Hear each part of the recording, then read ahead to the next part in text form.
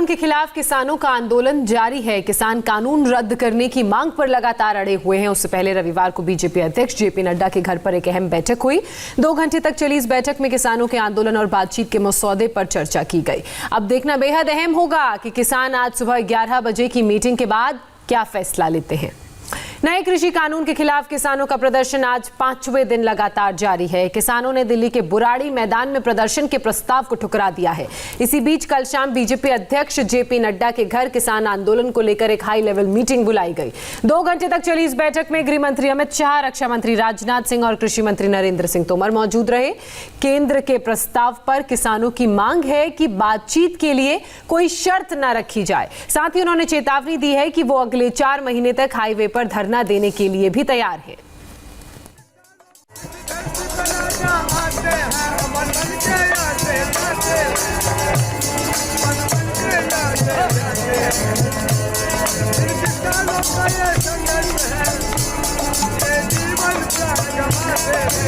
किसान हाईवे पर भजन कीर्तन करके धरना प्रदर्शन कर रहे थे और वहां से ठीक 20 किलोमीटर दूर रायसीना हिल पर बीजेपी अध्यक्ष जेपी नड्डा के घर में सरकार के बड़े बड़े मंत्री माथा पच्ची में जुटे थे। इस बीच किसान संगठनों ने चेतावनी दी है कि वो दिल्ली से जुड़े 5 हाईवे जाम कर देंगे।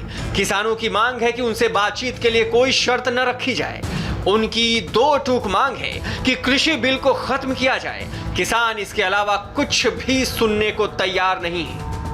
हम रिजेक्ट कर दिया और जहां पर रोड पर जो 5 रोड है मार्ग है, बड़े मार्ग है, जहां पर ਅਸੀਂ रोड जाम कर रखेंगे और पक्के तौर पर जहां जड़ा मोर्चा चलेगा। हमारे पास राशन है।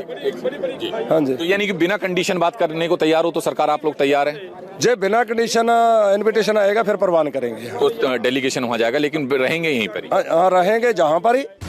किसानों की तरफ से आंदोलन को लेकर यह भी कहा गया है कि अभी वो सिंधु बॉर्डर पर ही प्रदर्शन जारी रखेंगे।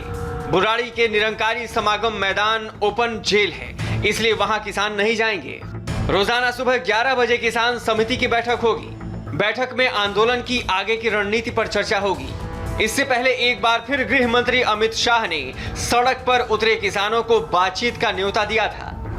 मैं इतना स्पष्ट कहना चाहता हूं कि तीनों बिल जो है किसान रिफॉर्म्स है वो किसानों के भले के लिए है और बहुत समय के बाद किसान एक जकड़ी हुई व्यवस्था से बाहर आने वाला है। एक तरफ देश का पेट भरने वाला किसान है तो दूसरी तरफ किसानों के कल्याण के लिए समर्पित नारे वाली सरकार है। सवाल है कि सड़क पर कब तक घमासान होगा। किसान आंदोलन से लोग परेशान हैं। दिल्ली बॉर्डर पर रूट डाइवर्ट करना पड़ रहा है। कई ट्रेनों के रूट भी डाइवर्ट किए गए हैं। ठंड का मौसम है और देश में कोरोना है।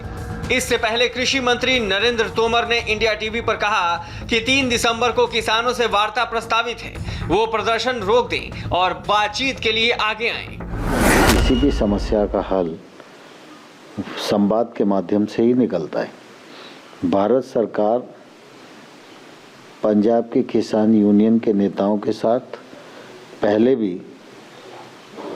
3 बार चर्चा के लिए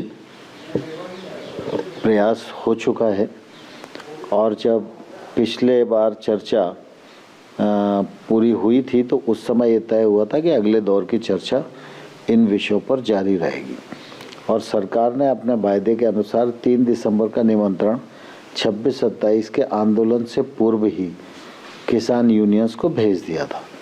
मैं आपके माध्यम से पुनः किसान यूनियन के नेताओं को कहना चाहता हूं, सरकार बात करने के लिए तैयार है।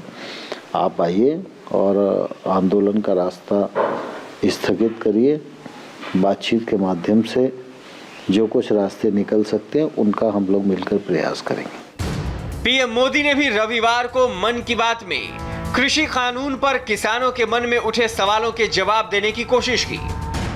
काफी विचार विमर्श के बाद भारत की संसद ने कृषि सुधारों को कानूनी स्वरूप दिया।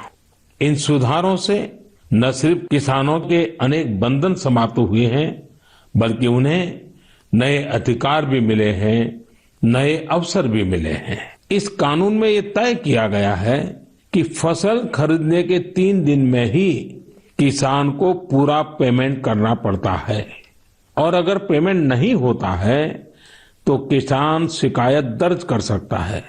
कानून में एक और बहुत बड़ी बात है, इस कानून में ये प्रावधान किया गया है कि क्षेत्र के एसडीएम को 1 महीने के भीतर ही किसान की शिकायत का निपटारा करना होगा। क्षेत्र कोई भी हो, हर तरह के भ्रम और अफवाहों से दूर सही जानकारी हर व्यक्ति के लिए बहुत बड़ा संबल होती है।